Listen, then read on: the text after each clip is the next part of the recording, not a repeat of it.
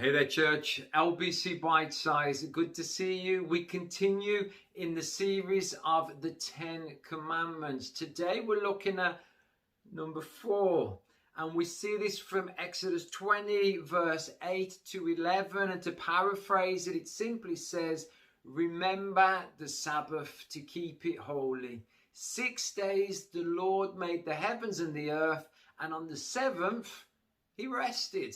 And so, in short, it's disobedience not to rest.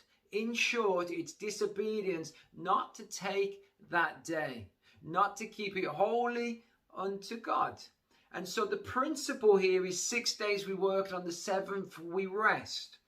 I remember I used to say I will do my resting when I get to heaven. The devil's not having a day off, so nor will I. I will work every day for the kingdom of God. When I get to heaven, I can rest. And a wise pastor said to me, Aaron, that is correct. You can work every single day for the kingdom of heaven. And then when you get to heaven, you can rest. But you will get to heaven quicker. And I found that to be true in my early walk as the minister, as the pastor of Londonderry. I became the pastor, and for 7 months, I worked non-stop. And I would work day and night, like the church. I want to give everything to you, God. I want to go for it, God. And all that happened is I ended up in hospital with pneumonia. You see, your body gives you signs that you need to slow down. You need to rest.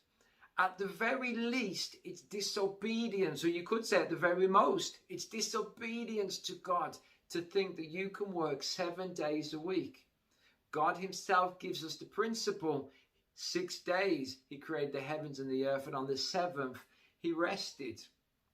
The place that we live in today, the country that we live in, life itself, it's hectic. It's fast-paced, and we all know that. I mean, if you've been to London or you live in London, you know that it's a fast-paced city. And so London itself, if you're on an escalator, you know that you can't stand on both sides of the escalator because one side has traffic going up and down it. And you're like, why don't you just chill out? Why don't you calm down? But the pace of living down in London is so fast. The pace of living in many cities is so fast. The pace of living around the world is quite fast. You just go to our food restaurants, our fast food places. It's all about we want it now, we want it quick. It's like, I want a KFC. Make sure it's with me in 10 minutes. I want a McDonald's. I don't want to be waiting 15 minutes. I want it now. And we have this mentality within us. We have this fast pace. There's never enough hours in the day. We're always living for the next paycheck. Remember, the Sabbath was designed as a blessing. In Mark 2:27, the Sabbath was made for man and not man for the Sabbath. So religiously, man and the Sabbath, they don't want a religious relationship. What you want to see is this relationship that we have with God. There's this blessing in the Sabbath. The Sabbath was made for man, not man for the Sabbath. There was a word that was created in the 1970s, I believe it was, coming out of Japan. And I think it's pronounced karoshi. And karoshi simply means death from work. Now, nearly 2,000 people in 2019 committed suicide in Japan due to work-related stresses and problems. Why? Because over in Japan, they have this overtime culture. It's just like more work, more work. The hours that they work over there are huge hours. And if you go to many of our cities today, you will see that there is an overtime culture that is actually having an adverse effect on men and women today. Why? God gave us a principle. 6 days you work, and on the seventh you shall rest. But if we just take this as a principle and we take it like to have a day off, and like if I have my day off, then yeah, I've made that day holy. Well, actually, anyone can observe the Sabbath, but making it holy takes the rest of the week.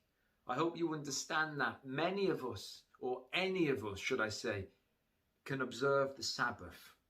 But making it holy surely takes the rest of the week. I see so many people living their lives to certain rules and laws, and yet other things that the gospel speaks about, other things that Jesus commands us to stay away from, we accept and we bring into our lives, and we just pass by as if it never existed.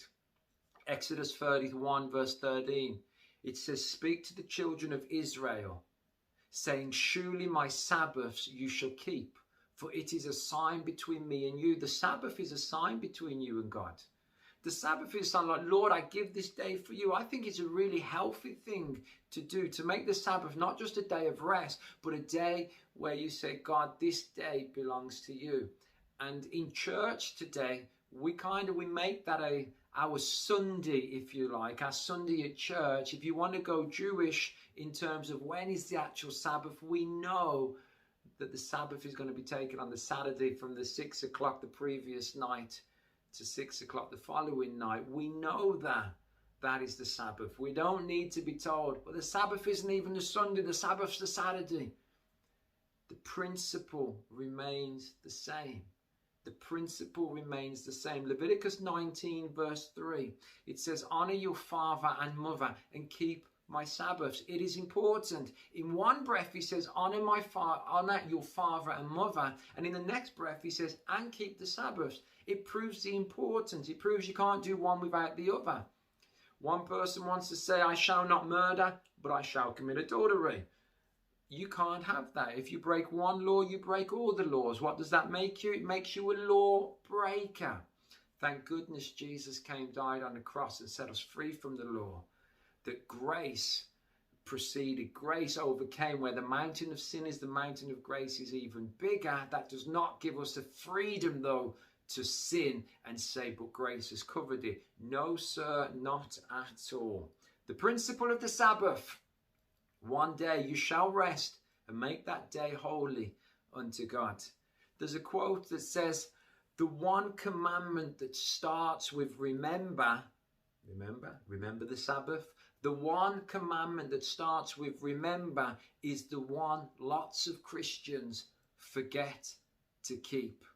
Our culture is about making money. Our culture is about working. Our culture is about promotion. And so we sacrifice things to get these goals that we want. And God says, do not store up your riches here on earth, but store them up in heaven. You want to store up heaven, make sure you set aside time with God. Make sure you rest for your body in a physical sense, but spiritually, that rest will give you so many more years. Spiritually, that rest will give you so much more in terms of fruitfulness. Don't skip it. You would not skip thou shalt not murder. You wouldn't skip that for the week. So don't skip. Remember to keep the Sabbath. Psalm 46 verse 10 says, be still and know that I am God. There's something about being still, taking a day out to rest, taking a day out to have time with God in that quietness. It's your perfect time. Psalm 23, notice this, you'll know Psalm 23. It says, he makes me lie down in green pastures. That's the first thing we notice. The second thing is, it says he restores my soul. You see, when you take time out to rest, he restores your soul. He gives you strength back. So strength rises. What comes next? Well, the next part of this passage says, ye though I walk through the valley of the shadow of death. You see, he took time out, green pastures. He rested. His soul was restored. His strength came back. And then he was able to walk through the valley of the shadow of death. Imagine if he hadn't have taken time out. He may not have been able to get through that valley of the shadow of death. Don't use your Sabbath to do your own thing, church. Don't use your Sabbath to do your own thing. Use your Sabbath, use your day out to gather, to meet, to spend time with God, to worship. That's why we put so much emphasis on meeting together as the church. That's why we say, can we not give one day together as the church to meet in the great assembly? There was a mom that said to her son, It's church this morning. You need to get up. And the son turned around and said to the mum, Mum, I don't need to go to church today. I watched the service on the God channel. And the mum says, okay, well, at dinner time, you can watch the McDonald's advert. You don't need to sit down and eat with us. You see, the two aren't the same. There's something about watching someone on TV. There's something about a hearing of it. And there's something totally different in when we meet together. That's the real thing. When we meet together, we're people. We need relationships. We need to be together. No man is an island. They would meet in their homes and they would meet in the great assembly.